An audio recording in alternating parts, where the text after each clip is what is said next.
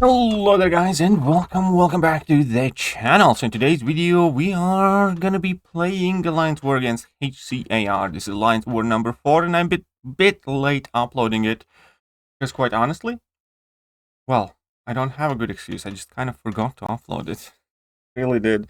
I thought I uploaded it, but evidently I did not. Right, so to get on with things, I'm gonna have a very interesting team of Shuri Warlock and Omega Sentinel. All tech champions, all rank 4s. It does turn out that I don't have too many global tactics attackers at rank 5. So this is going to be a bit iffy war season for me.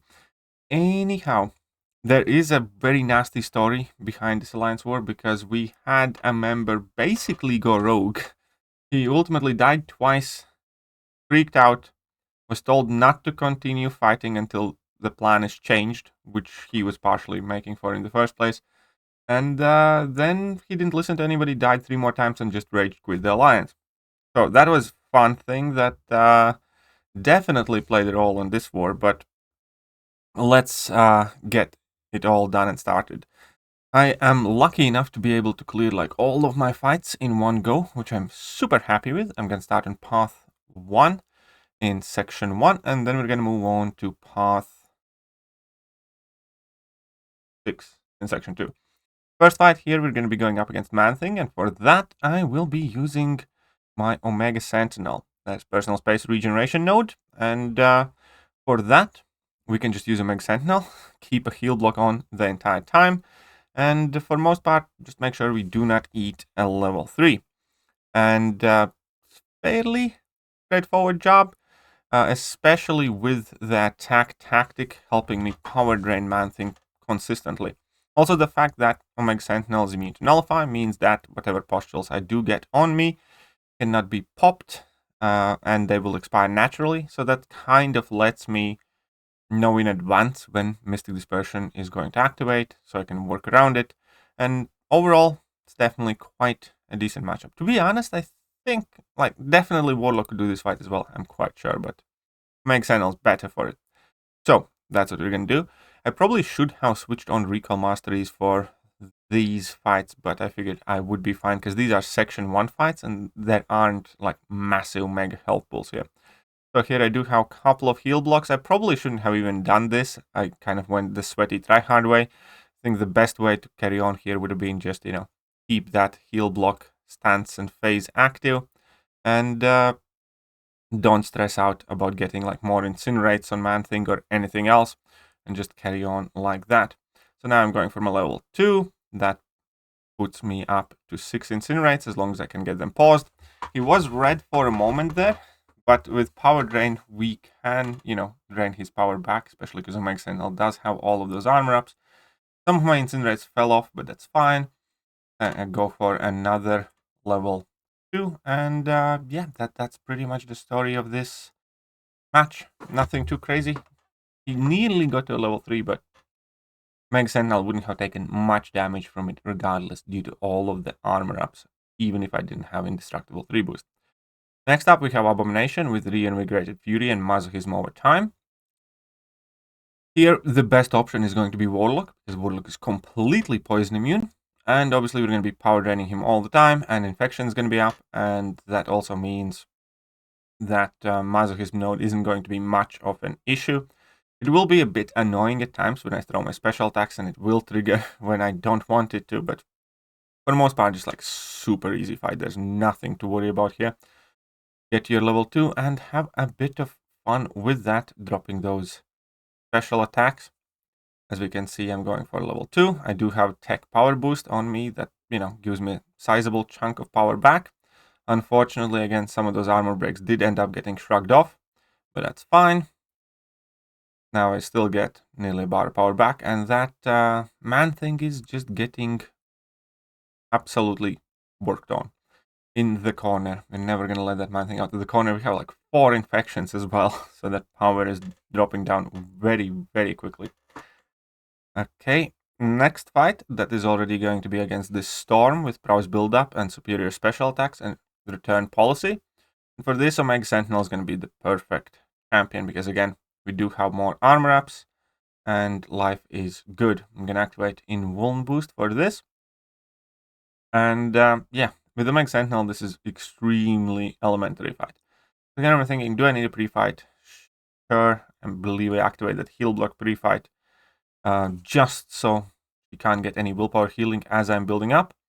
And now we can see that I get my armor ups, and with that, every time she gets those prowesses, they just disappear on basically every single hit.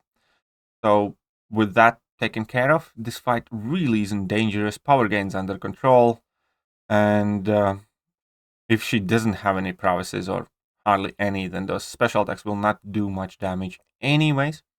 And for most part, I do have my 10 armor ups active. That means that auto block can't save me if I mess up, but single level 2, super easy. I kind of get like storms in Alliance or something like that due to the global tactic, but the global tactic is not strong enough for it to be remotely concerning to manage those champion powers. Now against Storm Pyramid X, it is a bit harder, especially because Hard Knock Life as well, can limit your parries, but that's why we're going to be using Omega Sentinel, because even though she can get Disorients applied to her, and that does increase the block damage, her ability accuracy cannot be reduced, so it's only like half of Disorient working. And other than that, initially, obviously, we do need to deal with the glancing, but as soon as we power drain her, we can see that promises still go away. There's absolutely nothing happening, and yeah, it's just not anything too hard or special here. I should have activated my heal block pre-fight here, but I didn't. It's all good. And go for level 2, which, maybe I shouldn't have. Maybe I should have baited out at level 1, but she doesn't really gain much power from this entire exercise anyways. And yeah, now I have my plasmas. I just pause them.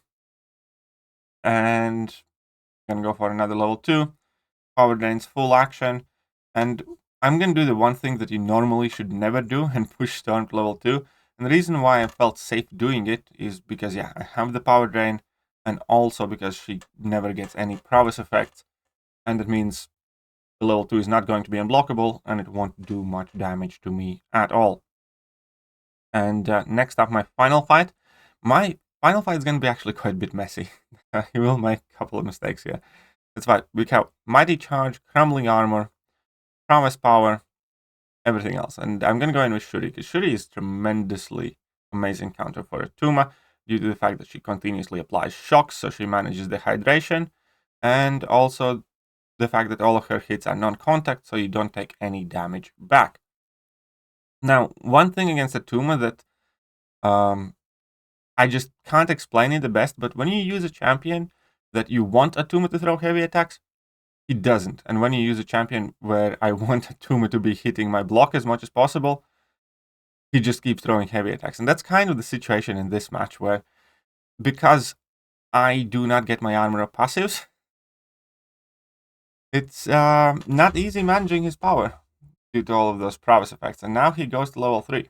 Now the good thing about level 3 is it doesn't have many concussions or anything else happening. I do have my indestructible 3 boost, and the bleed damage from this is going to be minimal. But that is main reason why I use the indestructible 3 boost. And the problem is that, yeah, well, he just did not want to hit my block pretty much ever.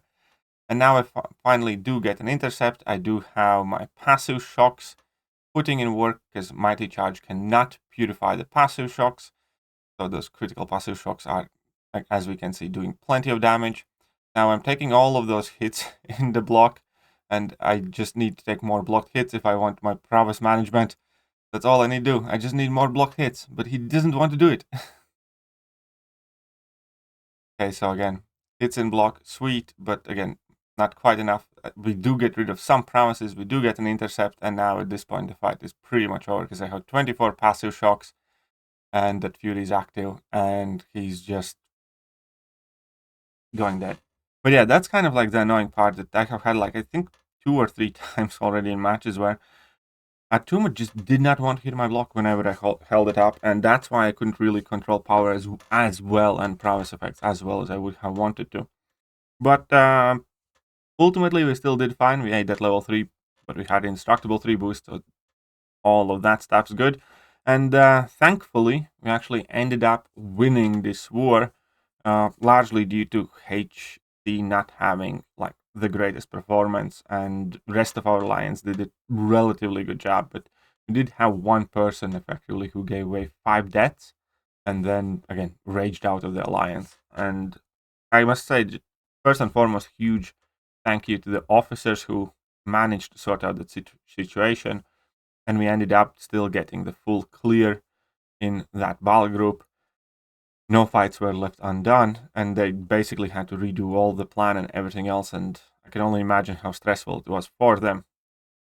But at the very least, this was a win. So at this point in the season, we are 3-1, and we already are doing the next war, which I'll probably upload tomorrow for you guys, and we'll let you know how that goes. Let me know how is your war season going this far, and what do you think about the new Alliance War format? Meanwhile, I'm gonna catch you guys later. Bye-bye.